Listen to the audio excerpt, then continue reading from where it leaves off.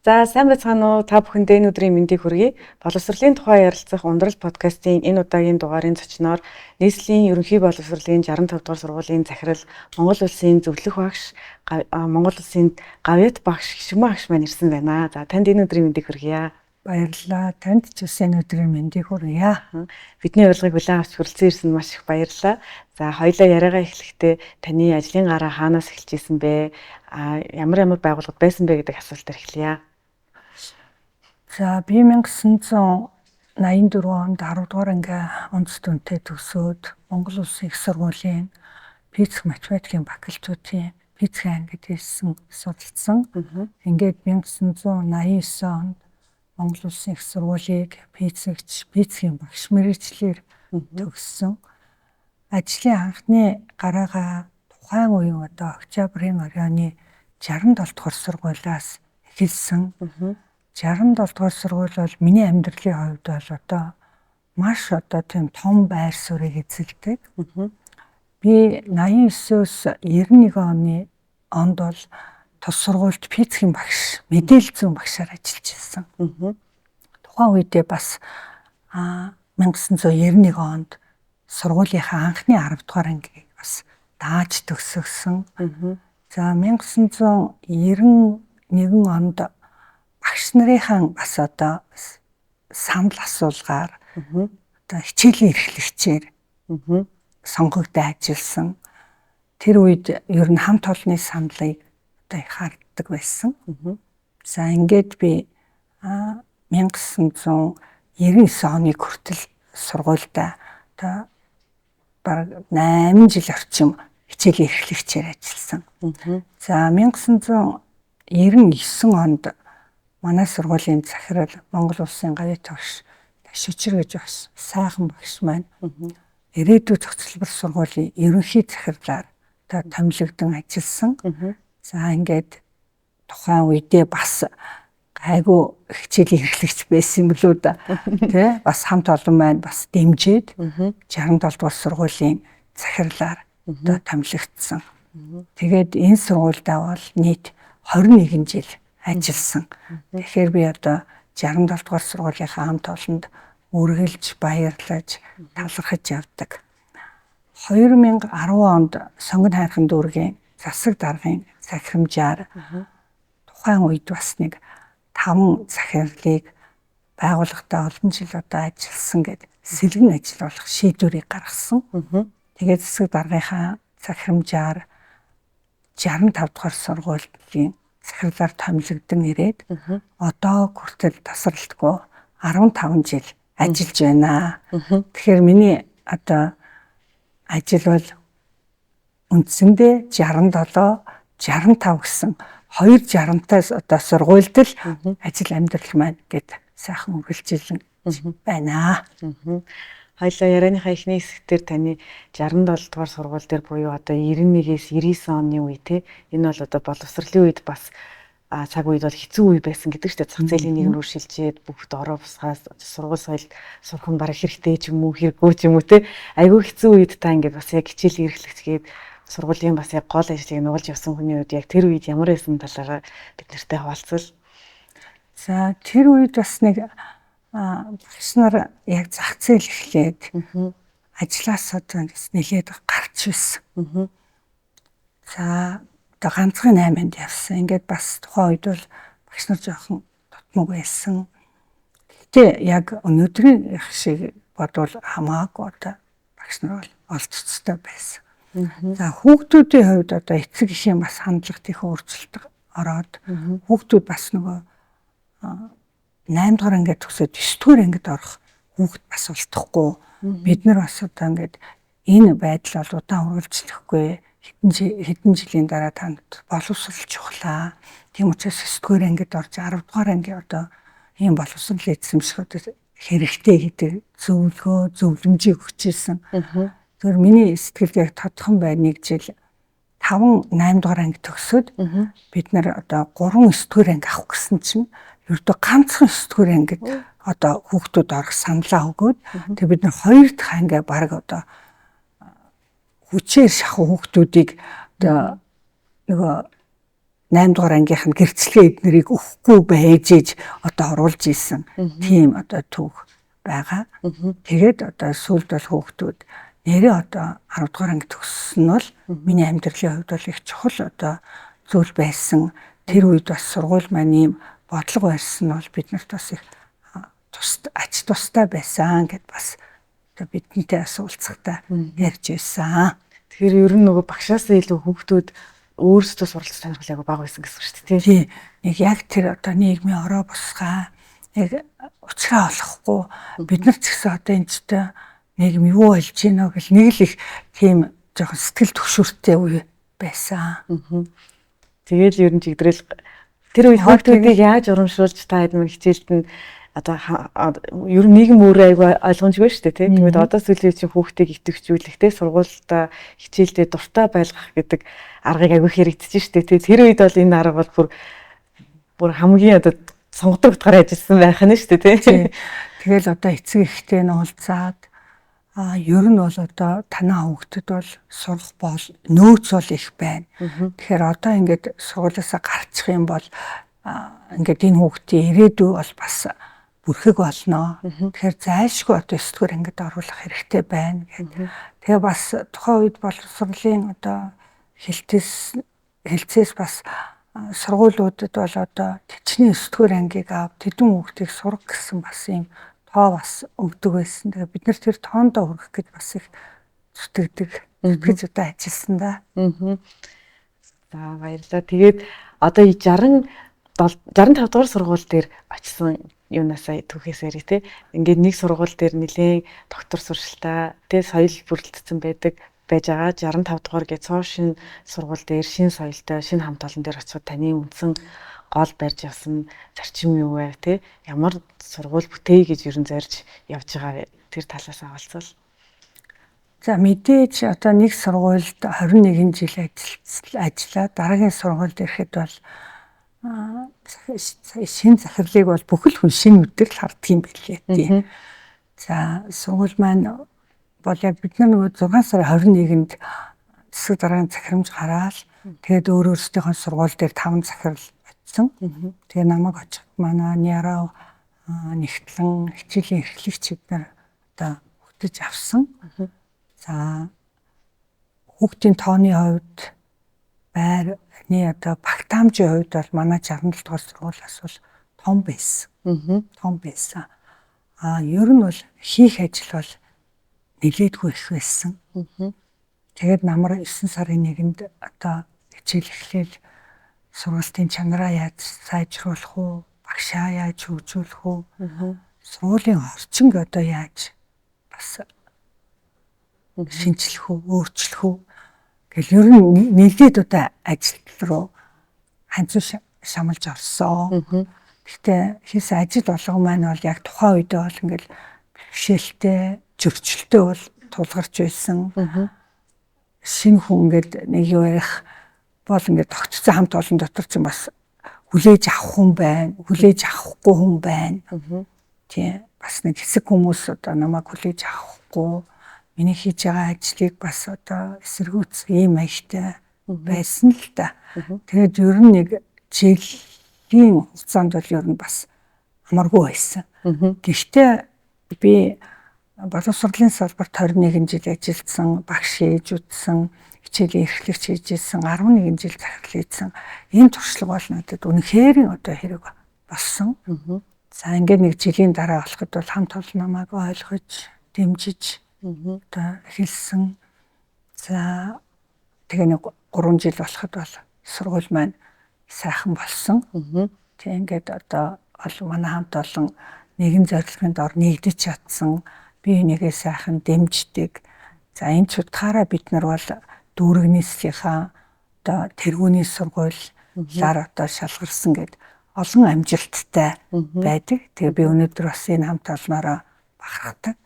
Тэгээ би 65 дугаар сургуулийн хамт олон бол намайг одоо илүү их одоо ажлын туршлагатай болгосон гэж би хэлэх дуртай байдаг. 65 дугаар сургууль маань ер нь байршил нь хаана нэлээ? За манай сургууль бол одоо хүмүүсийн хэлдгээр бол толгойт гэдэг орчинд байдаг. Сонгон хайрхан дүүргийн 3 дугаар хороонд байрладаг. Хичээлийн 2 байртай. Сургуулийн гадаад орчин бол бас нэлээд аятайхан бүрдсэн. Гадны орчныхоо одоо талбай бараг 80 гаруй хувьд нь бид нар мод тарьж зүлэгжүүлсэн. Сагсан бөмбөгийн 2 талбайтай, хөл бөмбөгийн талбайтай. Тэгээ сургуулийн орчин, гадаад орчин бол бас аятайхан байдаг учраас зуны хугацаанд бол хүүхдүүд сагс тоглосон, хөл бөмбөг тоглосон.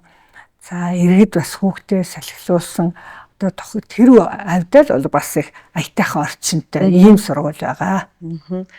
Ер нь одоо толгойтын сургууль гээл тэгэнгүүт хүмүүсийн хувьд одоо ер нь тийм том талбай байхгүй ингээд нэг юм шороон дээр л гэх юм уу те ингээд нэг уулын орой дээр айгүй юм тухгүй байдаг байх гэж төсөөл байдаг шүү дээ те. Тэгэхэд та бол ингээд гоё эргэн тойрондоо гоё зохицуулаад явсан байна. Тэгэхээр ер нь гэр хорооллын орчим гэх юм уу те тэр хувьд ингэж байгаа сургуулийн одоо чаленж буюу асуудал бэрхшээлүүд нь юу байдаг вэ? Ер нь хотын төвийн сургуульд ч бас асуудал байгаа. Одоо хотын захын дүүрэгт ч гэсэн асуудал байгаа шүү дээ.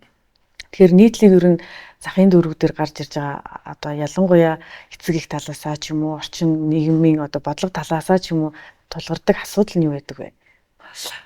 За ер нь бол яг хуу намайг очиж явах үед бол манай сургуулийг бол завхруулын сургууль гэдэг байсан. Одоо Улаанбаатар хот баруун тийшээ хаяат хэлсэн.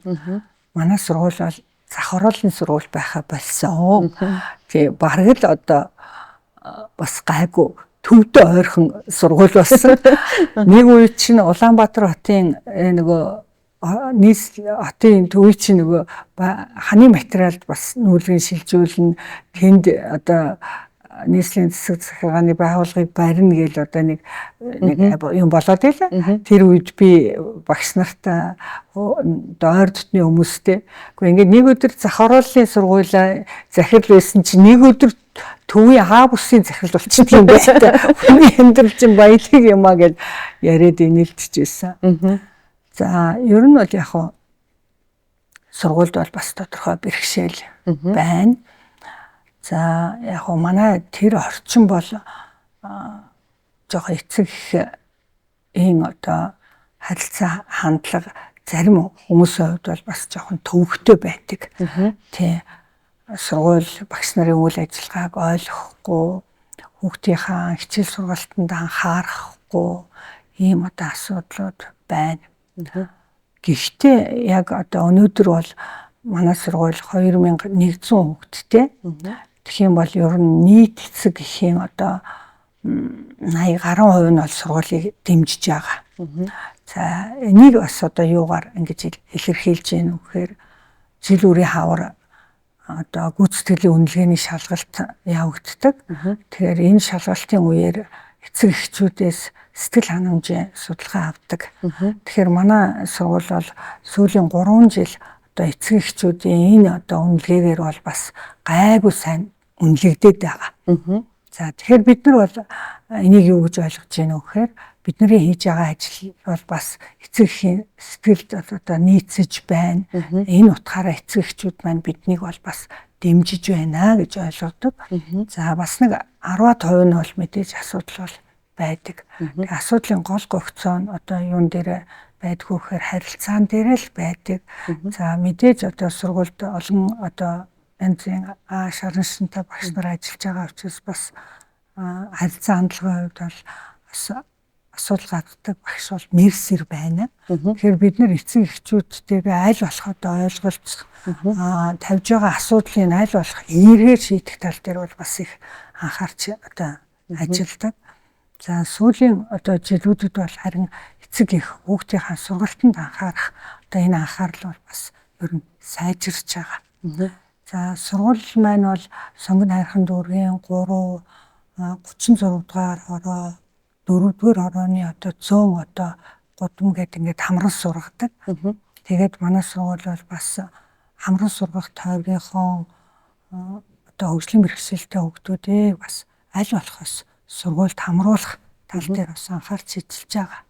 За ингэсний одоо бас үр дүнд бол сургуульд хандах эцэг эхийн хандлага бол эрс өөр болсон. Бидний маш сайхан одоо дэмжиж байгаа. Гэхдээ энэ бүхэн бол ингээл нэг юм шулуун дартан замаар явбал бий болохгүй. Мэдээж одоо зөрчил гарна, түүнийг шийдэн, ойлголцсон бас цаг хугацаа орж ижил энэ үр дүн төрсөн гэж одоо би бодож байна. Мэдээж ер нь нэлээд зөрчил гарч ирсэн баг.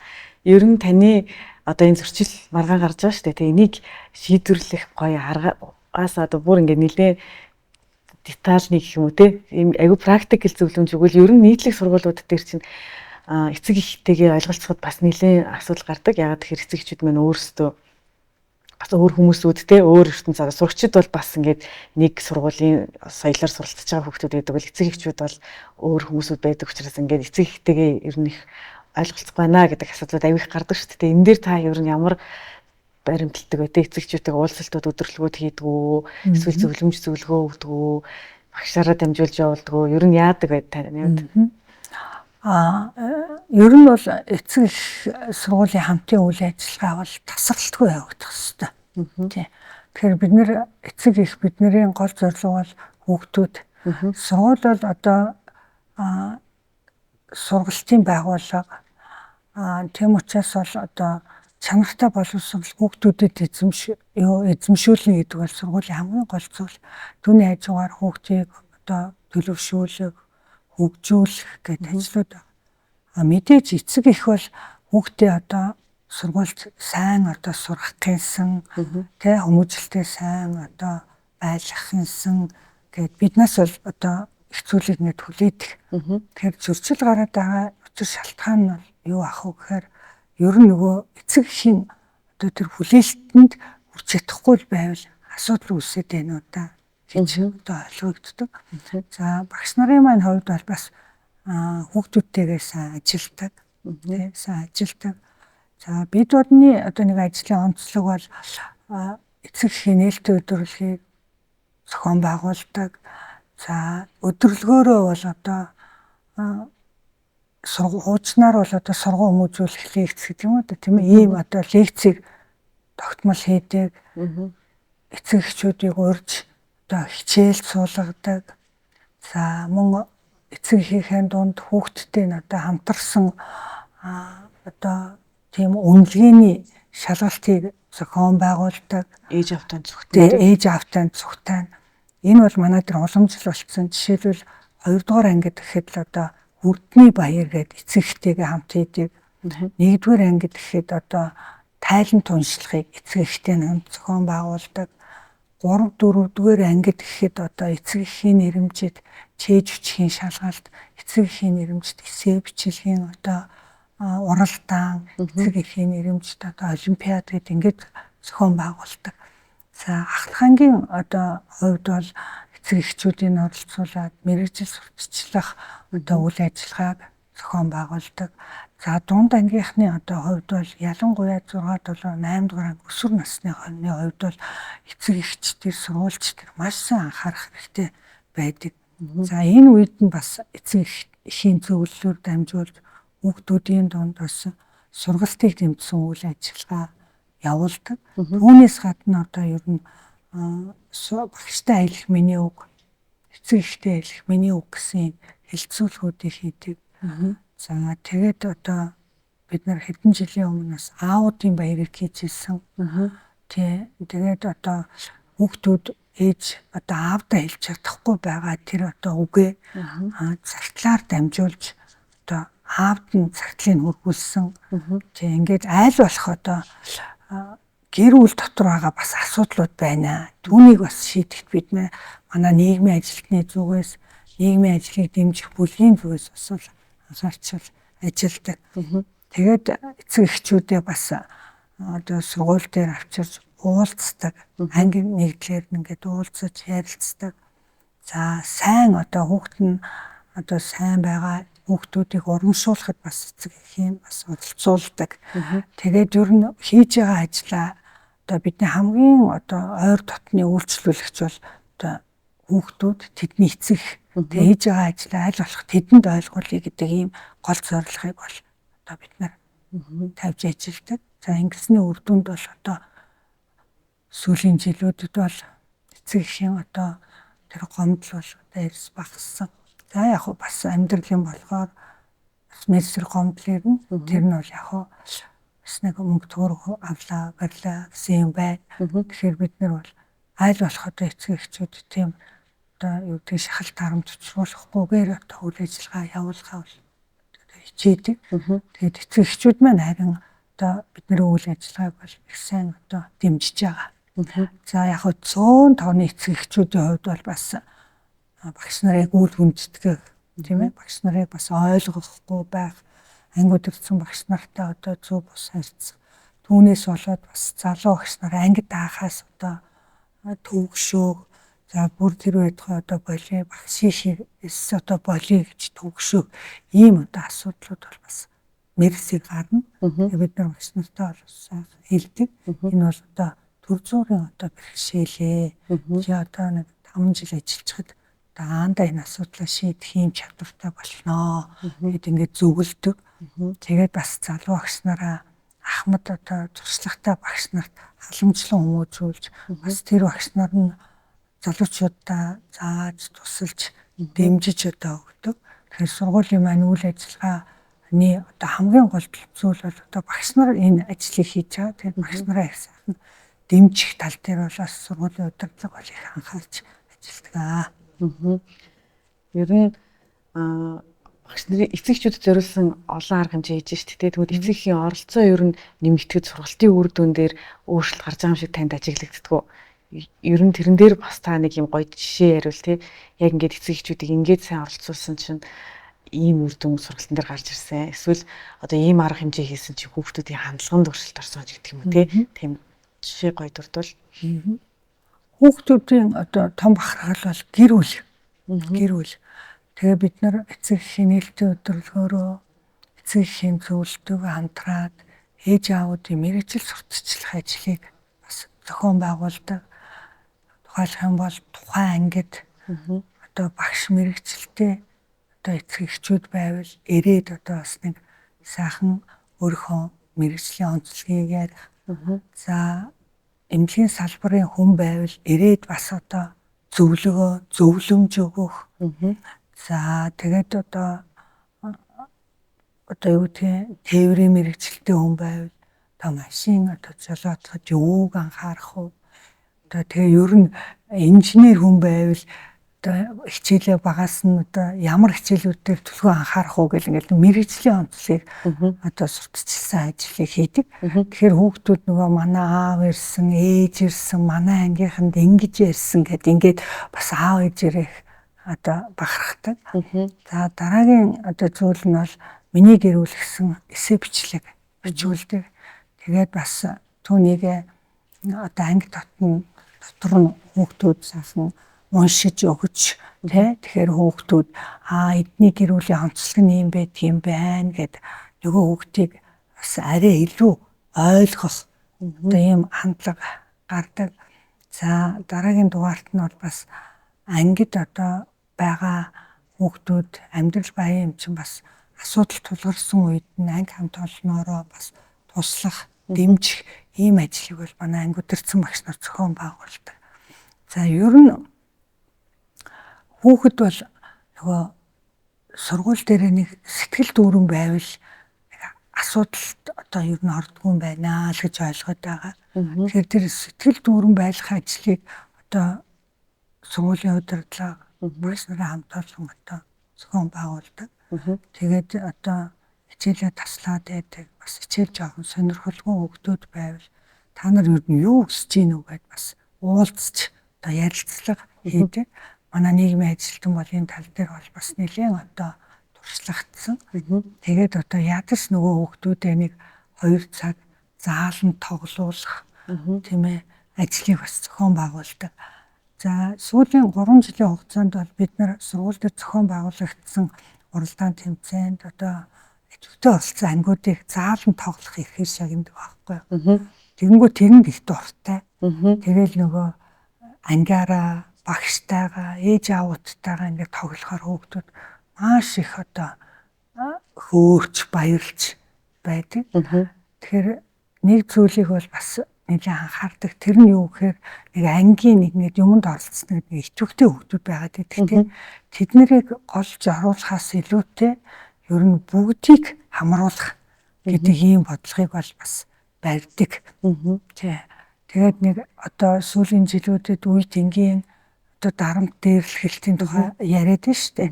Тэгээд манай сургуулийн хувьд бол бас мэрэгжлийн сэтгэл зүйч ажилладаг. Тэгээд сэтгэл зүйч бол бүх одоо анги танхимаар ангиудаар явж хүүхдүүдтэй уулзаж ер нь үерхлийн үндсэн дарамт дээрлэхэлтээс одоо яаж одоо ангижрах уу гэх ингээд сургалт зохион байгуулад аян зохион байгуулсан. Ингээд бид нар чи 2 үе шаттай аянаа сая дүгнэлээ. Тэгэхэд бол манай сургуулийн хувьд бол үе тэнгийн дарамт дээрлэхэлт өмнөх хичээлийн жилээс бүр 15%-аар буурсан байсан. Тэгээд нийт 59 бүлгээс 20 бүлэг нь үе тэнгийн дарамт дээрлэхэлтгүй одоо анги болж чадсан. Тэгэхээр бид нар бол энийг одоо бас энэ амжилтандаа их баярлсан. Тэгээ хэрэгжил одоо бас энийг тэр үе тэнгийн дарамт дээрлэхэлтийг бууруулахын тулд саяны хийсэн ажлуудынхаа ололттой зүйлүүдээр нь бас тулгуурлая. Энэ аянаа бас богино хугацааны ажил болгож зарлая. Ингээд дүгнэе. Тэгээ хүүхдүүдэд урамшуулъя гэд ингэж бид хэд бас ярьсан байгаа. Тэгэл ер нь одоо хүүхдийн төлөө ажиллаж байгаа энэ үйл ажиллагаагаа бол тогтмол, тасралтгүй тэгээд аль болох тийм үр өгөөжтэй одоо ажил хийхийг л одоо гол зорилгоо болгодог. Пайд мань бол хүүхдийнхаа одоо нийгэмшил нийгмийн асуудал одоо сэтгэл зүйн асуудал дээр нь бол бас нэлээд сайхан анхаарч ажилладаг юм байна. Академик боловсрол тал дээр нь яаж явдаг вэ? Ер нь нөгөө төрөлжсөн сургалт дугуйлан гүнзгий ч юм уу тиймэрхүү хичээлүүд байдгүй. Тэрний онцлогуудаас та гоё дурдвал. За манай сургууль бол төрөлжсөн сургалтыг бол амжилттай зохион байгуулж байгаа. Математикийн төрөлжсөн сургалттай 6-аас 9-р анги гэдэг 4 анги. Англи хэлний төрөлжсөн сургалттай бас 6-аас 9-р ангийн 4 ингээд нийт 8 анги байгаа. За сургуулийн хувьд бол англи хэлний төрөлжсөн сургалттай анги дээр бол бид нэр ярианы хичээлийг гадаад багш ортгороо бас их онцлогтой. За энэ утгаараа бол англи хэлний төрөлжсөн сургалттай анги сурч байгаа хүүхдүүд маань бол одоо их амжилт гаргаж байна. Дүүргийн олимпиад, олон улсын олимпиад, нийслэлийн олимпиадад бас одоо амжилттай оролцсон. Саяны одоо 25 оны 5 сард 25 оны 5 сард болсон нийслэлийн англи хэлний олимпиадад манай 9-р ангийн сурагч Ариун Зул маань нийслэлд одоо 3 дугаар хүрэл медаль авсан, хүртсэн. Тэгээ бид одоо бас ярилцж байгаа одоо ийм сайхан амжилт гаргасан одоо сурагчаа бүтэн жил англи хэлний сургалтанд одоо бас гүнзгийрүүл сурах тийм сургалтын эрхээр шагнасан байгаа. Тий. За математикийн төрөлжсөн сургалтын хувьд бол бас сүүлийн одоо 2 жил 1-р сургуультай хамтарсан ийм одоо төрөлжсөн сургалтыг зохион байгуулж байгаа. За математикийн төрөлжсөн сургалттай ангидаа бол бид нэр харьяал харилцахгүй одоо авдаг. За 2 жил 1-р сургуультай хамтарч ажиллахдаа 1-р сургуулийн одоо хамт олноос их зүйлийг бас сурч байна. Өөрсөндөө байгаа зүйлээ бас тэдэндээ түгээж байна. За одоо энэ 2025-аас 2026 оны хичээлийн жил 3 дахь одоо төрөлжсөн сургалттай ангиа бас зохион байгуулахаар бэлтгэл ажилтаасаа орсон. За математикийн одоо төрөлжсөн сургалттай ангид сурч байгаа хүүхдүүдийн маань хувьд бол дүүрэг нийслэл тэгээд одоо бусад одоо байгууллагын олимпиадад бол үнэхээр бас сайн оролцож байгаа. Ялангуяа одоо 16 дугаар сургуулиас одоо зохион байгуулдаг багийн олимпиадад манай сургууль сүүлийн одоо бас 2 жил дараалал амжилттай оролцсон. Заавал одоо нэг баг биш анги болгонд одоо чадвал нэг 2 баг оруулах бас зорилго тавиад өнгөрсөн одоо энэ хавар бол бас 7 дугаар ангийн 2 баг одоо оролцсон байгаа. Тэгэхээр яг хуу төрөлжсөн сургалттай анги бол бас сургуульд бол бас хэрэгтэй байдаг. Бас хүүхдүүд маань их сайхан түүжүүлж өгдөг. Тэднээс бас бусад хүүхдүүд маань их суралцдаг. Тэгээд хавар болгон бид нар төрөлжсөн сургалттай ангийнхаа хүүхдүүдийн тайлан одоо анги тавьдаг. Төрөлцсөн сургалтаа одоо математикийн ангийн хүүхдүүд бол бодлогоо бодож, тайлбарлаж одоо тайлангаа хамгаалдаг. Англи хэлний төрөлцсөн сургалттай хүүхдүүд маань бол одоо бас ярилцлага хийж, эссе бичиж бас тайлангаа хамгаалдаг. Тэгээ энэ одоо 8 ангийн хүүхдүүдийн хувьд бол эцэг эхчүүд нэг сэтгэл дүүрэн байгаа. Тийм. Тэгээ жилээс жил бас энэ ангид одоо элсэн суралцах хүүхдийн тоо нэмэгдэж байна. Тэрэнд орох одоо бүртгэлдүүл гэхэд л одоо олон хүүхэд бүртгүүлж тэгээ бид нар бол тэгээ хяналтын тоондоо барьж одоо хүүхдүүдээс одоо шалгаруулж байгаа тийм. Ерөн сургууль дээр ингээд нэг хүүхдийн амжилт гарч ирэхдээ нэг багшийн амжилт гарч ирэхэд бол бусдтай маш их урам өгдөг. Тэгээ дараагийн суралцж байгаа хүүхдүүдтэй нөгөө улам суралцах, мэдэх энэ хүүхд чадсан учраас би бас хичээл оролдвол болох юм байна гэдэг юм яг их урам өгдөг юм шиг байгаа тий. Ерөн тэрэн дээр их яг бид хэд болохоор нөгөө сайн мэдэхгүй шүү дээ. Боловсролыг сайн мэдэхгүй хүмүүс учраас хөндлөнгийн одоо нэг ингэ шагнал авсан хүнийг одоо ганцаар ингээ алдаршуулад байгаа юм шиг боловч тэр нь ганцаараа биш. Тэр эргэн тойрныхоо хүүхдүүдэд аюул гоё эргээр нөлөөлдөг юм бэл гэж ер нь багш нар аюул ярьдаг тий. Тэгээд ер нь бол яг хуу дүүрэг нийслэл одоо улс олон улсын олимпиадад оролцсон хүүхдүүдэд түшиглээд бид нар бас зөвлөх сурагч гэдэг. Хүүхдээс хүүхдэд гэсэн одоо ийм бас аргачлалыг бас одоо хэрэгжүүлж эхэлж байгаа. Тэр нь бол одоо өөрөө сурч мэдхээс гадна одоо сурлагаар хоцорж байгаа найз нөхдөө бас туслах, дэмжих гэсэн ийм одоо гол зорилготой байгаа. Тэгээд би биш бид гэсэн одоо ийм одоо ажлыг одоо ер нь эхлүүлээд энэ маань бас одоо эхний үдэн гарч байгаа. Тэгэхээр хүүхдүүд гоё бие биендээ туслаж явах нь шүү дээ тий. Ер нь танай сургуулийн хувьд 65 дугаар сургууль маань одоо хэдэн жил болж байгааг сургууль хэлээ. За манай сургууль бол 1975 онд байгуулагдсан. Тэгэхээр 2025 он бол манай сургуулийн хувьд бол маш гоё одоо түүх дон.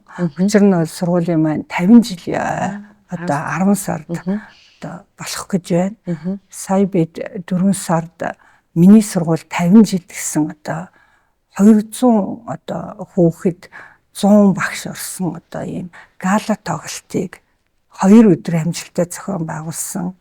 Тоглолтондоо үе үеийн төгсөгчд манай сургуульд ажиллаж байсан удирдлага хамт олон одоо нийт эцэг эхчүүдээ урилгаар одоо оролцуулсан нь бол манай гала тоглолтын бас нэг онцлог байсан. Тий. Тэгээ эцэг эхчүүд маш одоо сэтгэл дүүрэн төгсөгчд их гоё өндөр сэтгэлдээ манай одоо сургуулийн хүүхдүүд ямар их гоё авьяастай юм бэ гэд. Тэгээ ирсэн хүн болгонд одоо баярлсан, талархсан үнэхээр одоо гоё сайхан тоглолтыг зохион байгуулсан.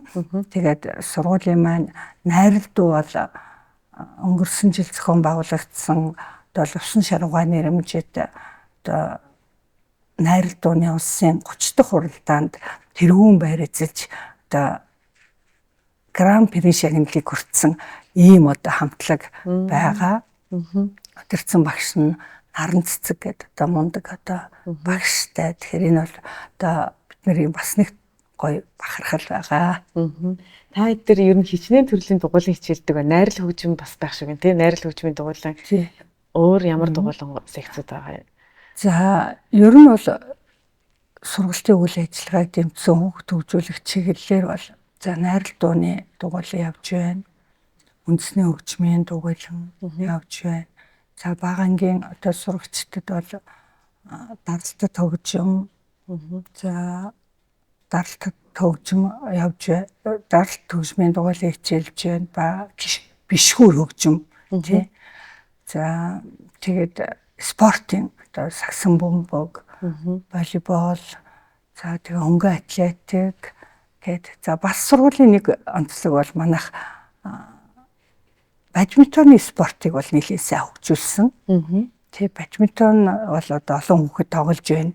За бадминтоны амжилт бол одоо дүүрэг, нийслэл, улсын одоо ингээд чанартай уралдаан тэмцээнд амжилттай оролцсон. Тэгээ бадминтоны уралдаан тэмцээнд амжилттай оролцсон 2 хүүхэд маань бас одоо спортын зэрэг бас одоо авсан. Тэгээ бусад спортуудаас манай дээр бадминтон бол бас арай илүү одоо хөгжсөн байгаа. Тий. Одоо ингээд олон дугуйлан секцэд хичээлэл те төрөлцсөн сургууль явуулаад миний хувьд таны нөгөө удирдах арга барил ямар идэг бол гэдэг айгүй сонирхолтой санагдаж байна л да. Яагаад тэгэхээр ингээд мэдээж нөгөө зах дүүрэг гэдэг утгаараа бас их онцлогтой байгаа. Бас тий та яг айгүй хөнгөн яриад байгаа боловч яг хотын төвийн ээж аавуудыг бодвол илүү нөгөө хүүхдүүдээ сургая гэсэн одоо их хүсэл эрмэлзэлтэй эцгийн тав арай бага байгаах гэж би бол миний хувийн дүгнэлт бол тэгж бодоод байна.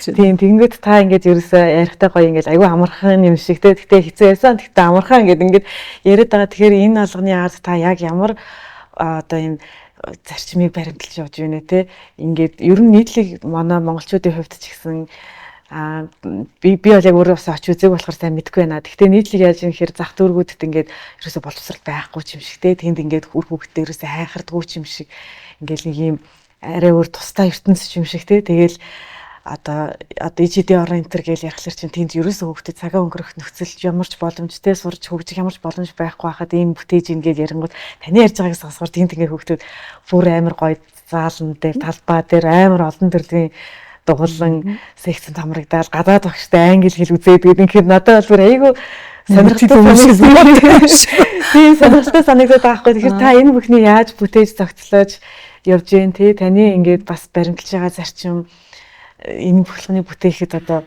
бас нэг гоё нууц байна л гэж бодогдоод байна л да. Тий яг ер нь бол би бол ингээд нэг энэ бол миний хийх ёстой ажил гэж боддог. Нэгэнт би одоо энэ сургуулийн яг сургуулийн сургалт хүмүүжлийг сайжруулах, энэ сургууль өнгөтэй өдөртөө явах зүйл бол мэдээж одоо сургуулийн захирал удирдлагын багаас одоо хамаарна гэж одоо боддог. Тэгээд ер нь нөгөө ажил хийх хүнд бол арга олддог. Ажил хийхгүй хүнд бол шалтгаан олддог гэж. Тэгэхээр яг би бол нэг ингээд ажил хийх аргаа бол олоод идэх юм шиг байгаа юм. Тийм. Тэгээд нэг юм бэрхшээл зовлон яриад байх нэг их одоо захирлын хувьд ч юм уу хувийнхаа хувьд бол бас нэг тийм зүйлийг нэг өөрөө хүсдэггүй. Тий. За энийг ингээ хийчихвэл яах вэ? За энийг ингэчихвэл яах вэ? Тэгээд яг зөвөр миний нэг онцлог бол хийх гэж байгаа ажлаа бол ингээд удирдлагынхаа багтайгаа багш нартайгаа ярилцдаг байхгүй юу. За энэ ажлыг хэдүүлээ одоо хийшнэ. Тэгэхээр та нарт ямар бодол санал байна уу? Тэгээд бид нар чинь нэг юм ярина шүү дээ. Болж байна. Яг үнэ. За тэгвэл би бол нэг юм зүйлийг бодож байна. Ингээд санал бодлоо нэгтгээд ингээд одоо ажиллаад идэг байхгүй юу. Тэгэхээр бол нөгөө ажлууд маань бас арай илүү үр дүнтэй амжилтанд хүрээд байна уу гэж боддог. За хэрвээ тухайн хүн бол мэдээж багшаа би энэ ажлыг хийхэд над тийм юм гэвэл нэг амьдч хүчилж оруулдаггүй. Чи заавал хийтийг инг гэдэггүй байхгүй. За тэгвэл өөр ямар боломж гаргалгаа байна уу? Ингээд тий үр дүнд хүрэхийн тулд за энэ удаа бол чи одоо ийм ажилтай байгаа бол одоо чамаа бас чөлөөлье. Чамаа би хүндлээ гэд. Харин дараагийн удаа бол чи нэг ийм ажил дээр анхаарлаа чиглүүлэх ёстой шүү. Хэлж жишээ нь. За тэгээд бас нэг юм амжилт гаргаад ирсэн үед нь бол би бас яг тэр цаг үед нь урамшуулахыг хичээдэг. Ямар нэгэн амжилт алдаа оног яг тухайн цаг үед нь л яривал тэр нь илүү их үр дүнтэй, үнцэнтэй байдаг л гэж боддог байхгүй. Нэгээс өнөөдөр хүн амжилт гаргаад ирсэн байхад тэрийг сарын дараа ярих юм бол тэр амжилтын үнцэн гэдэг юм яах вэ? Буурч. Тэгэхээр яг тэр амжилт гарсан үед нь тэр хүний гоё одоо хамт олонныхын дунд урамшуулад хамт олонныхын дунд гоё одоо сайхан үгээр дэмжиж өгөх юм бол тэр хүн урамшихаас гадна хүмүүс би бас энэ шиг сайн ажиллая гэж ингэж боддгийм байна.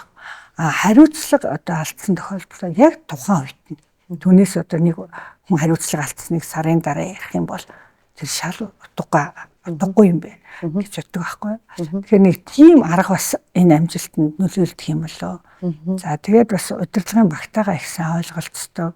Удирдлагынхаа одоо багийн үгийг их сонсдог. Тэдэндээ бас ингээд өөрийнхөө ботсон одоо санаа бодлоо бас сайхан хэлж ингээд ер нь л бол одоо удирдлагын багтайгаа, багш нартайгаа, эцэг эхчүүдтэйгээ, хүүхдүүдтэйгээ ойлголцохлыг гэж одоо маш их хичээдэг. Би коридорт явсан ч гэсэн сайн уу миний хүүхдүүд сайхан амарсан уу гэхээр манай хүүхдүүд чи хөөрхөн шүү дээ. Сайн уу цахилдаа гэдэг мишигээ эсэлдэг байхгүй. Хүүхдүүд юм асуувал одоо цахилаасаа чөлөөтэй асуу. Би одоо ингээд айж имэх гэдэг цүүлж бити байрах. Чөлөөтэй сайхан асуу гэд ингээд аль болох нээлттэй байдаг. Манай сургуулийн нэг сурагч өөлөд ороод ирсэн. Яасан бэ гэсэн чинь би заалтан тоглосмоор байна. Үгүй тэр ямар асуудал юм бэ? Багш нь одоо шийдэн төрч. Багш би нэг хичээл дээр одоо юу яах гэсэн нэг хэр гарах гэсэн чи багш тийхгүй гэдэг нэг багштай нь уулзалгүй энэ хүүхдийг дэмжих арга юу вэ нөө? Дэмжих арга нь юу вэ нөө? Хилээд өг. За ингээд өгөөрөө гэд багш хүүхд хоёрын хооронд нь уулзуулах ч юм уу тийм одоо асуудлууд байна бас. Аль болох л одоо нэг тийм эерэг гой захирал гэл нэг юм нэвтэгүүр тийм биш аль болох энгийн байхыг би өөрөө хичээдэг. Одоо ингээд багш нар маань маш олон насны ингээд үешлэлтэй гадаг штэ настай ахмад багш нар байна, залуу шинэ үеийн багш нар байна. Эдний онцлогийг та юу гэж харж байна? Ер нь эднэртэй за залуу багш нартай бол ийм арга барилаар жоохон ахимагтай настай багш нартайгаа ийм арга барилаар ажиллачвал ер нь зүгээр юм шиг байна ингээд туршлагаас авалцвал. За ахмад багш нарын хувьд бол мэдээж тэд нар бол ажил дээр хариун сайхан туршлагыг хөрөмтлүүлсэн байдаг. Тэгээд яг нөгөө бидний өссөн одоо ажиллаж байсан нийгэм чи өөр шүү дээ. Одоо бид нар ч бас нэг захиргааталтын үед юмнаас айдаг, эмээдэг. Одоо дарга захирал одоо үр өгвөл бурхан минь тэрийг хийхгүй болтгоо гэсэн юм хандлагаар ингээ хүмүүжсэн учраас манай ахмадуудын хувьд бол бас одоо сайн одоо ажилдаг. За яг мэдээж одоо бас яг тийм хүмүүжлэр хүмүүжсэн юм чи зарим одоо залуучуудын юм чинь бас бүдэн зөвшөөрөхгүй тохиолдол гарна шүү дээ. Уян хатан бас. Уян биш тийм тохиолдол бас байна шүү дээ. Заримдаа би бас тэгчих гээд байдаг байхгүй юу. Тэнгүүтээ бас маргааш нь бодоод бас буулт хийнэ. Залуучуудын хувьд бол мэдээж тэд нар бол мэдээлэл технологийн хувьд бол их сайн байна. Одоо өөрийгөө илэрхийлэх чадвар одоо их сайн байна. Тэгээд одоо бас ажлыг аятайхан хийчихье гэсэн одоо хүсэл байдаг боловч зарим тохиолдолд тэдэнд бол туршлага туталдаг. Тэгэхээр тэр залуучуудад бол ер нь одоо ажлыг хийхийнхаа өмнө сайн төлөвл, сайн бод, тэгжээж хий. Багшийн ажил чи өөрөө бас хэцүү шүү дээ. Хичээлээ буруу заачвал эргээд тэрийг засна гэдэг бол хэцүү байхгүй юу? Тийм учраас ядаж хичээлийн бэлтгэлээ сайн хий. Зааж байгаа хичээлээ өөрийн болго. Хичээлээ зөвхөн ингэж сургачийн хүрээнд юм уу? Битээ за. Одоо ингээд мэдээлэл технологи хөгжсөн одоо сургалтын одоо гой мэдээллүүдийн хаанаас ч бол авах юм боломжтой. Тийм учраас одоо хийж байгаа ажилдаа хариуцлагатай чин сэтгэлээсээ л ханд. Тэгээд ангийнхаа хүүхдүүдийг бол одоо ингээд найз нөхөд шиг ингэж хайрц. Тэгээд нээлттэй. Тэгээд өөдөөсөө хараа сууж байгаа тэр анги дөрвөн хүүхдүүдийг гоё ингээд инээмсэглээл яа. Үгүй тэр хүүхд хичээл тасалж болно, хоцорч болно. Тэгээ хоцорсон бол зүгээр л оруулчих. Нэг удаа, хоёр удаа. Харин гурав дахь удаагаас нь бол тэр хариуцлагын тухай ярих ёстой.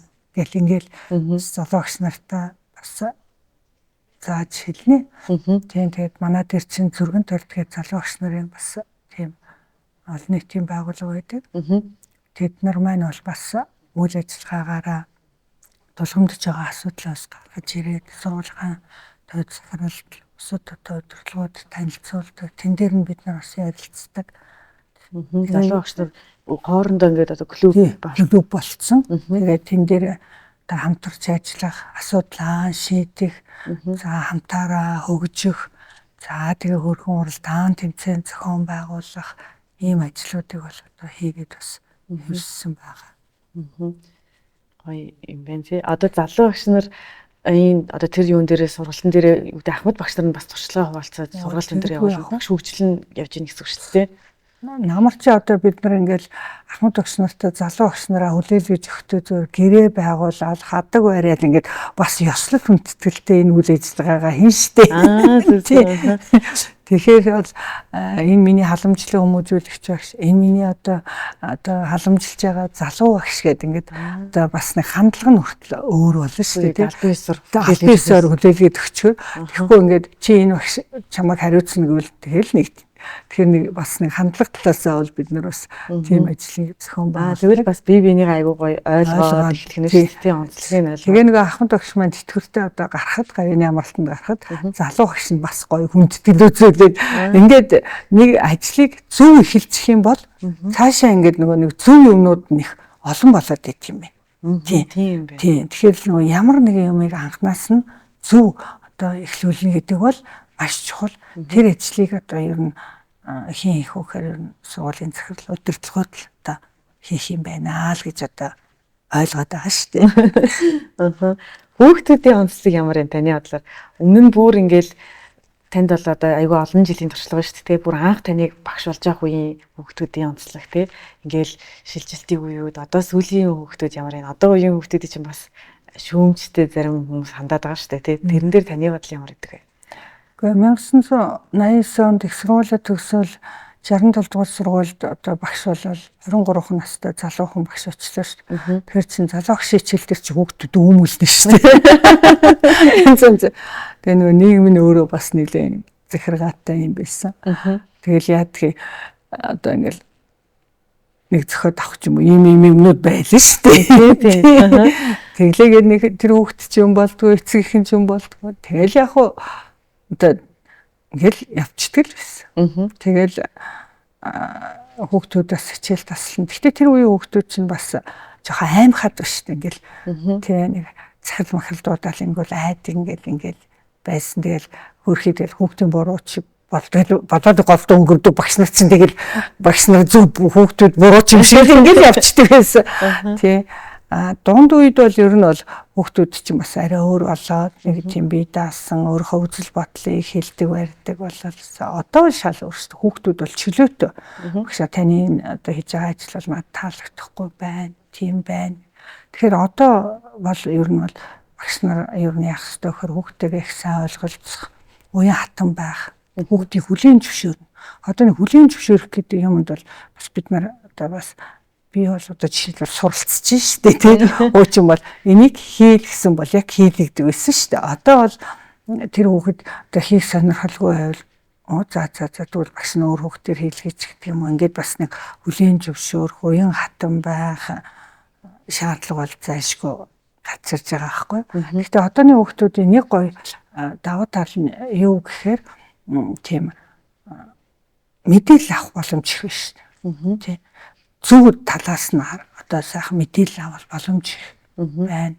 Бие даад сурах боломж их байна. Одоо заавал багшаар залгаад авахгүй одоо бие даа сурах тэр боломж байна. Тэрийн ч манай яам манай ах бас боловсролын бодлоготой их сайхан тусгай төгслөө шүү дээ тий. За тэгээд бас хүүхдүүдийн хувьд бол яг бас жоохон сул тал байна. Бидний үетэй бидний дараагийн үед нартай харьцуулахад бол жоохон нийтлэгдүү жоохон одоо залхуу хандлага бол байна. Одоо ном уншихгүй байна. Бид нар чинь номыг барьж яагаад ингээд амтархан уншдаг байлаа шүү дээ. Одоо хүүхдүүд бол яг тийм уран зохиолын гоё ном бариад ингээд уншихаас илүүтэй зүгээр л ингээд утсаа ингээд одоо үзээл тэгээд утаснаас хэрэгтэй ирэхгүй мэдээлэл их аваад байна. Тэгээд бид нар чи одоо бас ном уншуулах ажлыг сургууль дээрээ зохион байгуулаад ангийн номын сан маань байгуулаад тэнд нь бас номнууд одоо бас цуглуулаад хүүхдүүдийг ялангуяа бага ангийн хүүхдүүдийг ном уншуулах тал дээр бол бас нэлээд одоо ажиллаж байгаа. Тэгээд яг одоо нийгэм өөр болж байна. Ингээд дэлхийн одоо энэ хөгжлийг ингээд дагаад дэж бүхэл юм өөр болж. Тэгэхээр тэрийг одоо хүлээн зөвшөөрч, тэр нь дасан цогцож, тэр нь тохирсон тийм одоо удирдлагын арга барилыг одоо суралцахаас өөр бол одоо арга байхгүй. Тэс би одоо 20 хэдэн жил 28 жил захирал хийсэн гэж хуучин арга барилаараа яваад ах юм бол хинч намайг яг хүлээн зөвшөөрөхгүй шүү дээ тий. Тэгэхээр одоо усын уул ёсын дагна гэж миний нийгэм тийм байсан гэж яриад байвал утгагүй учраас би одоо яг л энэ нийгэмдээ одоо зогцож удирдлагын одоо арга барил сургуулийг удирдах одоо тэр арга барил сургуулийн менежментэд шинжилгээдэн одоо өөрчлөгдөхөөс одоо өөр арга бол надад байхгүй гэж одоо ойлгож байгаа шүү дээ. Одоо хүүхдүүдийн утасны хэрэглээ гэснээс энэ дээр ер нь та сургууль ямар арга хэмжээ авч байгаа? Хүүхдүүд бол ер нь бүгдээрээ л утастай айгүй өндөр югаар хэрэглээд байгаа шүү дээ. Хэрэглээ өндөр байна гэд. Тэгэхээр тэрэн дээр сургууль дээрээ зарим нь бол нөгөө хичээлийн цагаа бүр хураагаад очдаг ч юм уу те. Зарим сургууль дээрээ нээлттэй хэрэглэхийг зөвшөөрдөг гэх янз янз байгаа даа ш. Таны хувьд энэ дээр ямар байр суурьтай байдаг вэ? Тэр одоо хэдэн жилийн өмнө нөгөө нэг гар утас хичээл дээрээ хэрэглэхгүй гэл ингээл багш нар ч хурааж авдаг байлаа. Тэр үед бол нөгөө цахим одоо систем бол манайд бол сайн нэвтрэг байсан. Одоо бол маш их цахимччихжээ шүү дээ. Одоо дунд сургуулиудад эдүтийн хөтөлбөр гэдэг одоо хэрэгжиж байна. Ферсэн хөтөлбөр гэдэг англи хэлний хөтөлбөр хэрэгжиж байна. За тэгээд одоо ахлахангийн хүүхдүүд бол цахим сургуулийн хичээлд орж. Тэгэхээр одоо яг тэр үедээ адилхан гэж утас сураж авах ямар ч боломжгүй болчихж байгаа байхгүй. Одоо зүгээр утсыг яавал зөв зохистой хэрэглэх үү гэдэг л асуудал байна. Тэгэхээр хичээл дээр одоо багш нар бол одоо ингээд манай сургуулийн хувьд сая бид нар бас нэг цаасан одоо суурьтай шалгалтнаас татгалзаад цахим одоо суурьтай шалгалтыг зохион байгууллаа 6-аас 12 дугаар ангид. Манай улсын хэмжээнд зохион байгуулагдсан гүйцэтгэлийн үнэлгээч гэсэн бас тэгж авсан шүү. Тэгэхээр бид нар тэрийг дагаад бас одоо шалгалтыг цахимаар зохион байгууллаа. Тэгэхээр энд чинь бас одоо хүүхд утас хэрэглэхгүй байхын арга байхгүй. Зүгээр л одоо сургуулийн орчинд нөгөө Facebook мөг одоо тийм сургалтын бусад мэдээллийг сургууль дээр одоо утас ашиглаж одоо авахыг л аль болох багасгах. Тэхгүй байх талаар л хүүхдүүдэд бол одоо сайн хэлж тэрийг сургуулийнхаа дүрм журмд бол тусгаж өгч байгаа. Стор бол ер нь хүүхдүүдэд байнга утастай л байна. Тэгээд одоо даалгавар тэрүүгээр өгч байна. Гэдэг нөгөө хэрэглийн одоо сургалт талын хэрэглээ бол бас гараад ирсэн учраас бид нар тэр утсын одоо орох тийм боломж байхгүй. Яагвал бид нар цахим одоо мэдээлэл технологи сургалтанд ороод ирсэн байгаа үед бол зөв одоо зохистой хэрэглүүлэх тал дээр л гол анхаарал хандуулж байгаа. Юун дээр одоо хүүхдүүд хэрэглээ өндөр ялангуяа багш нар бас дагаад хэрэглэх хэрэгцээ шаардлага үүссэн шүү дээ. Тэг хүүхдүүдээ хүрхийн тулд тэнгууд нөгөө ахмад үеийн багш нар дээр технологийн хэрэглээ жоохон дутмаг байдаг те. Ягуусаа нөгөө яг эд одоо бүтээж явах үед хэрэгжилж байгааг учраас тэр энэний одоо ур чадрыг сайжруулах төр та ямар гоё арга хэрэгжилж сайжруулалт ашиглаж байгаа. Залуу багш нарын хувьд бол одоо ер нь маш сайн хурдтай. Одоо тэрнээс суралцж байна. Тэгээд мэдээлэл технологи маань ч гэсэн өдрөөс өдөрт юу одоо өчигдрийн өнөөдөр байхгүй болчих жишээтэй байна шүү дээ. За тэгэхээр яг ахмадуудын маань хувьд бол яг нэг сургалтын энгийн хэрэглээнүүдээ бол нэг хийгээд байгаа шүү дээ. Манайхан ч бас мундаг шүү дээ. Яг нарийн одоо ямар бол бас орж чадахгүй байгаа. Тэн дээр нь бас залууч багш нараа дэмжиж өгөх гээд нөгөө халамжлуулж байгаа хоёр чинь хамтарч бас тэн дээр ажиллана шүү дээ. Тийм байх. Хамтраад биеиндээ тусалж бариад за энэ багштай яг энэ дээр нь бас туслаад өгөөрөө гэд. Ингээд нөгөө хин юу чаддгаараа биеиндээ туслаад явчихна. Ахмад багш нарт бол ажлын туршлага байна. Түүгээрээ залуучуудаа тусалсан. Залуучуудад одоо цахимынхан туршлага байна. Түүгээр ахмадуудаа тусалсан. Ингээл нөгөө биеиндээ хоршоол биенийгээл дэмнээл нөгөө байгаа нь байхгүйдээ ингээд нөхөж туслаад ингээд үйл ажиллагаа маань явж байгаа. Тэр бас наач айгу гоё арга байна тий. Тэгэхгүй болохоор бас ингэж ялгарчих гад идэг шүү дээ ерөн сургуулиуд тэр. Ер нь зүгээр яг одоо ингээд бас ахмад багш нар анги дагаал төгсгөж барих үед нь бас одоо дүн мөнгөний систем шивж оруулах дээр бол би залуу багш нараа бол ахмадуудаа туслаа гэж одоо хэлдэг. За одоо бол баг миний хэлэлтгүйгээр багш нар маань бас дэмж туслаад хамтарч ажиллаад ахмадууд маань гэсэн энэ тал дээр бас хичээгээд бас суралцаа л байна. Тэгэхээр би биэндээ туслаа л тийм. Тэгээ явж байна. Таны хувьд ер нь багш хүн ер нь ямар байгаасаа гэж та боддог вэ? одоо багш мэрэгжил болгон өөр ингэсэн гоё онцлогтой тий бас ингээд өөр их багш нар болгоны бас өөрийн гэсэн арга барилуд байдаг. Тэгэхээр таны хувьд багш хүн ямар байгаасай тий өөрийнхөө сургуулийн багш нарыг ямар байгаасаа яаж хүүхдүүдтэй хамтарч ажилласаа гэж та хүсдэг бас яг ямар одоо шаардлагыг багш нартай тавьдаг вэ? Тэ багш мэрэгчлээ өөрөө онцлог хүнийг хүн болгодог. Тэ хүнтэй ажилладаг. Тэгэхээр ер нь би багш нарыг бол тийм хүний одоо зөв сэтгэлтэй байгаа ч хэлээ би. Зөв одоо сайхан сэтгэлтэй бай. Мэдээж их өндөр боловсролтой мөртлөө хүний төлөө сэтгэлгүй байвал хүүхдийн төлөө сэтгэлгүй байвал тэр багшаас үр дүн гарахгүй шүү дээ. Тэгэл яг бас мэрэгжилтэй тийм сайнгүй ч гэсэн бас хүүхдийн төлөө сэтгэлтэй хүнээс бол үр дүн гарна. Тэгэхээр бол яг ер нь бол мэдээж багш хүн бол өндөр боловсролтой байх хэрэгтэй. Мэрэгжилтэй их чадварлаг байх хэрэгтэй. Ер нь юмны бас чадвар байхад бол багш хүн бол их чухал шүү дээ. Дуулцдаг, бүүжгэлжтэй, сакс болвол тоглолцдог. Тэр чинь хүний дунд байгаа учраас хүүхдүүдтэй бас юм түүчээ болох учраас нэг гоё дуулдаг байвал багшаараа хүүхд бахарх шүү дээ. Гоё сакс тоглолцдог бол бас багштайгаа нийлээ сакс тоглолцсон шүү дээ, тийм ээ. За яг энэс гадна бол ер нь л одоо багш хүн чинь хариуцлагатай байна. Яг бол хүүхдүүд чинь хэнийг хамгийн их толио болгодог вэ гэхээр багшигаа л толио болгодог. Тэгэхээр тэр тойл бол зөв тусгалтай байх ёстой. Тийм учраас багш хүн бол мэдээж одоо мэрэгжилтэй чадварлаг, харьцаа сайтай, хүний төлөө сэтгэлтэй, хариуцлагатай. За тэгэл цаашлаад одоо мэдээлэл технологи юм ингээл зөндөл юм байна. Ер нь явж л одоо сайхан зөв, сайхан хүний төлөө сэтгэлтэй байх нь чухал юм аа л. Тэгээ зөв сэтгэлтэй хүн, сэтгэл сайхантай тийм зөв хүнд бол ажлын бэрхшээл тулгарсан ч гэсэн түүнийг даваал гарч байна. Гэж би одоо хараад байгаа. Сэтгэлгүй хүнд бол бэрхшээл ч юу ч тэр хүн бол нэгэн л одоо өөрөөс нь юм гарахгүй шүү дээ. Тэгэхээр бол одоо сэтгэл бол багш хүнд байх нэг том одоо давуу тал чадвар юм аа л гэж ойлгоод байна. Ер нь тийм соёлыг бүрдүүлэхэд хийх тулд та яах вэ? Яадаг вэ? Одоо мэдээж нөгөө янз янзын тэндээс одоо бүх хүмүүсүүд ирж байгаа шүү дээ, тий. Тэгэнгүүт тэр зарим нь одоо зөв сэтгэлтэй байж болно, тий. Зарим нь жоохон хойшоос удаг байж болно. Ингээл янз янз хүн болгон ч л янз янз. Тэгэнгүүт баг хамт олонний хувьд нийтд нь бүгдийн тийм байхын тулд таны одоо удирдлагын хувьд баримталдаг арга барил нь юу вэ?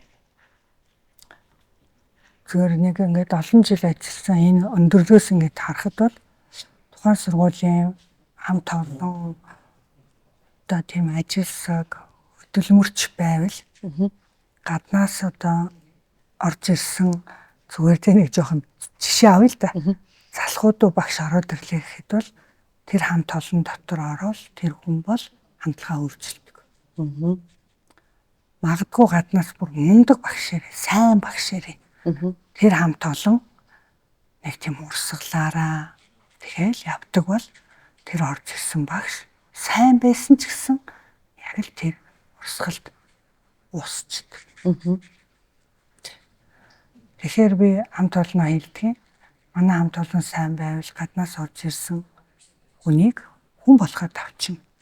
Тааруу байвал гаднаас орж ирсэн сайн хүнийг муу. Тэгэд ингэж хэлдэг байхгүй. Тэр нэг юм жишээнүүд хэлэх дуртай л да.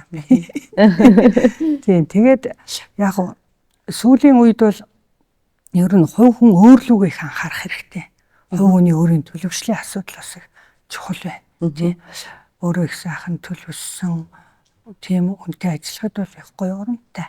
Тийм үг сонсоо сурцсан хүнд санаа бодлоо ойлгуулдаг хүний хэлээд яриад байгаа тэр нэг зүйлийг үлээгээд авчдаг. Энэ сургуулийн зорилго нь энэ ийм юм байна. Энэ сургууль чинь өөрөө нэг ийм хандлагатай юм байна гэдгээ мэдэрсэн. Ийм хүнд бол ер нь бас одоо хамт олондоо хурдан одоо ингэ тасчиж байна. Ер нь хувь хүний өөрийнх нь төлөвшил их муу, тааруулхан, чадвар их сулхан бол одоо бас хамт олон дотор ороод хөлөө олох, одоо өөрийгөө өвлийн зөвшөөрлөх талтай бол бас асуудал бол гарч байна. Тэгээ нөгөө багшуулдахгүй байгаа энэ үе бол бас их бэрхшээлтэй. Хуучин бол бид нар чинь ингээд ажлын байраа зарлана. Нэг мэрэгжил дээр олон хүн ирнэ. Тэр хүмүүсийг сайхан сонгож шалгаруулад авчдаг байл. Одоо бол бидэнд сонгож шалгаруулах боломж бол байхгүй. Багш ирлэл бол яаж энийг өөрийн болгож авах вэ гэдэг бодол ороод ирж байгаа байхгүй. Хуучин бол сонгож шалгаруулад авсан багш чинь өөрөө асуудал их багтай байлаа. Одоо бол орж иж байгаа хүнийг яаж өөрийн болгож энэ хүнийг аятайхан болгоод ингээд нэг багш болгочих вэ гэж бодлого асуудалсан ч хамаагүй тэгэл аваад л одоо чиглүүлэх гэж үзэж байгаа шүү дээ. Зарим багш нар ч сургууль дамжаал явж явах жишээтэй байна тий. Тэгээ ер нь гайгүй тий үрдэнгүүд нь чигдрэл явж байна юу? Яг зүгээр тэгэл нэг юм болгоолоо яваад идэв. Тэгээ нэг болгоё гэдэг бодол байдаг болоод тэр юм уу бас болоо л байгаа юм. Нэг одоо чи нэг зөв үгээр зөв бодолтой байгаад байгаа шүү дээ. Тэгээ би ч өөрөө нэг зөв юмыг бодохыг их эрмэлздэг. Тэгээ нэг бодол нь зөв байдаг юм болоо та. Гайгүй тэгээд нэг ажил нь болоод бүтээл яваад идэв шүү дээ. Ер нь та хэдийн хувьд мэдээж та төгсөгчдөр бол яхаа аргагүй сургуулиуд бол бахархдаг. Тэгэхээр та төгсөгчдөө ер нь ямар хүн төгсөж гараасаа гэж хүсдэг. Манай төгсөгч бол нэг ийм онцлогтой ийм хүмүүс гарч ирдэг гэж би ер нь боддгоо гэх. Тэгэл жил үрийн хавар 12 дугаар анги төгсөж байгаа хүүхдүүдтэй аттестатыг гардуулж өгөөл хэлдэг байхгүй юу. За чиний нэгний урталт бол овогч яв. Нэгний ард чинь бол энэ 65 дугаар сургууль гэж явнаа. Тэгэхээр чи сайн явж ивэл сургууль хамт олон баярлна. Чи тааруу явал сургууль хамт олон зүгээр жоохон сэтгэл дундуур байх байхаа гэдгийг. За тэгээ ер нь ажил амьдралын замд гарахад сэтгэлийн төвчээртэй бэрхшээл одоо тохиолдоход бол түүнийг давах тийм чадвартай төгсөгчийг л гаргахыг гэсэн юм одоо зорилгыг бид нар тавьдаг юм. Бэрхшээл таарлаа тэрэнд нугарч унаад иж болохгүй. Өнөөдөр чи энэ хичээлийг уншаагүй байж болно, мэдэхгүй байж болно. Чи ганцхан тэрний төлөө тэмцдэг байх л хэрэгтэй. Ер нь амьдрал өөрөө тэмцэл шүү дээ. Хүүхдүүдэд тийм учраас амьдралынхаа төлөө тэмцэж сурах хэрэгтэй. Гэж одоо хэлдэг. Тэгээд яг ер нь ялангуяа 10, 11, 12 дугаар ангийн хүүхдүүдтэй бол одоо хичээлийн бус цагаар бол нэлээд одоо сургууль дээрээ суулгах юм хийлгэн. Тийм бэрхшээл тохиолдсон байвал бас зөвлөн бас заримдаа жоохон чанга дуурна шүү дээ тий. Тэгээд ер нь нэг тийм хүүхдийг төгсгөж хийсэн сэтгэлийн хаттай хүүхдийг л төгсгөж хийсэн гэж боддог. 50 жилийн хугацаанд сургуулийн маань нэг 10 мянган хүүхд төгссөн байдаг юм байна. Тэгээд төгсөгчнөр дотор бол одоо өнөөдөр амжилттай явуулсан сайхан төгсөгч байна. Сургуулиас маань Монгол улсын гавьяат гэсэн одоо 3 сайхан төгсөгч. Одоо төрөн гарсан. Тийм Монгол улсын гавьяат тасгалжуулагч одоо хөндийн өргөлтийн одоо спортын одоо гавьяат тасгалжуулагч Хос хоёр гэж одоо гавьяат байна. Одоо анх цэцгийн багш гэхээр хүмүүс их сайн мэддэм бай. Тий. За дараа нь мото автоспортын Монголын анхны гавьяат одоо тамирчин Болдбаатар бас манай сургуулийг төгссөн. За дараа нь бол одоо Монголын ард түмэнд жудогийн Цогтбаатар гэсэн нэрээр одоо алдарсан одоо олимпийн хүрэл медальт тий одоо Монгол улсын гавьяат тамирчин Цогтбаатар гэдэг. За тэгээ Эрдэмтэн докторууд одоо урлаг спорт гэдэг одоо зөндөө олон сайхан төгсөгчд байна. Тэгээд сургуулийн маань одоо нэг гоё том бахархал бол Монгол улс бол олимпийн нэг 20 гаруй одоо медальтай юм биш байдгийн бай тий. Тэгэхээр тэрний нэг одоо манай сургуулийг төгссөн гэж бодохоор бид нар үнэхээр ингэж гоё одоо хомгшиж бахархдаг. Тэгээ яхаа аргагүй одоо манай 3 гавьяат тэр дундаа манай Цогтбаатар гавьяат маань бол одоо 65 төдийгүй Монголын одоо том бахархал байна.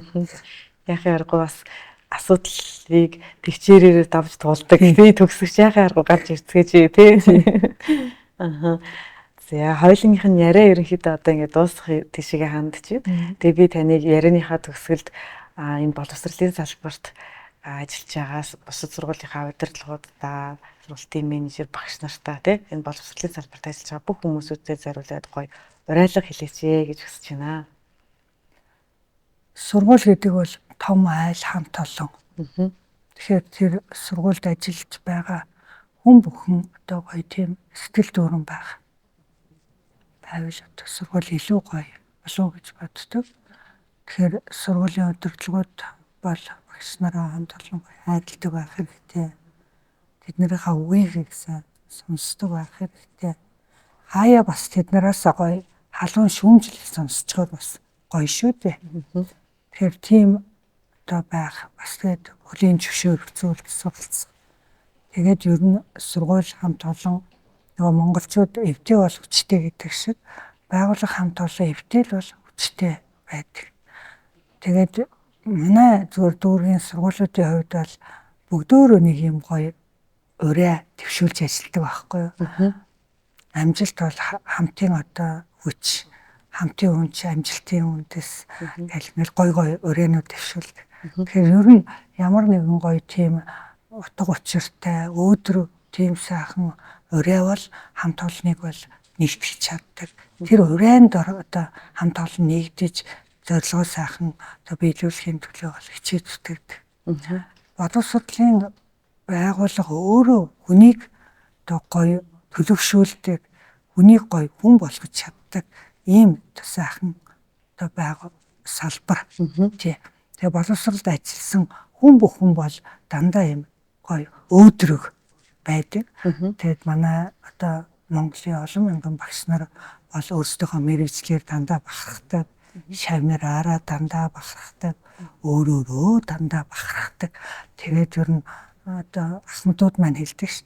Манай сургууль гэж одоо гоё хэлдэг. Тэгээд ер нь бол боловсролд ажилласан хүн гэдэг бол хамгийн азтай, хамгийн одтой.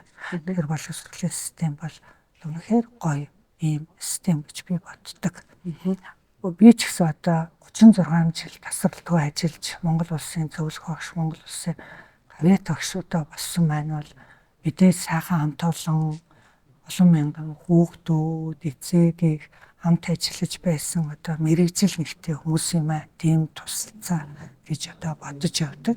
Би боловсролын салбартаа бол үнэхээр одоо хайртай. Намайг одоо дий зэрэгт одоо хүргэсэн. Тийм учраас одоо залуу одоо удирдах ажилтнуудад тий хэлэхэд бол одоо сайхан хичээнгүй юм зүтгэж ажил. Тэгээд хүн гэдэг зөв сайхан гэж ажиллагаанд ажиллаад явхад за тэгээд олон амжилтанд хүрдэг юм байна. Тэгээд хамт олон гоё хайрлах, хүнийг сайхан хүндлэх ингээд явчихвэл зөв явбал зөөлөн одоо замбуулын гэдэг шиг зөв явж ивэл боловсрол бол үнэхээр одоо сайхан салбар. зөв яг өнөөдөр нэг жоохон сэтгэл имзэглүүлж байгаа зүйл бол багшлах боловсон үтшин жоохон тотмог байна. Төр зэсэг бас энэ дээр их анхаарч байгаа. Тэгэхээр хэдэн жилийн дараа бас багш нар маань одоо энэ асуудлаас бол ангицэрсэн тий. Боловсрол бол улмал гоё болно гэж би бол их боловсролыг өөдрөөр бол одоо харж байгаа. Ингээд Монголын боловсролын төлөө сэтгэл зүрхээ зориулж ажиллаж байгаа мянган одоо багш нар, удирдлага, хамт олон үеийн ахмадууд, тэгэл одоо төгсөгч хүүхдүүд, эцэгчүүд бүгдөө нь одоо сайхан бүхнийг хүсье. Тэгээд номын цагаан буян дэлгэрэх болтугай гэсэн сайхан өрөөлийг өргөн төшөөлье.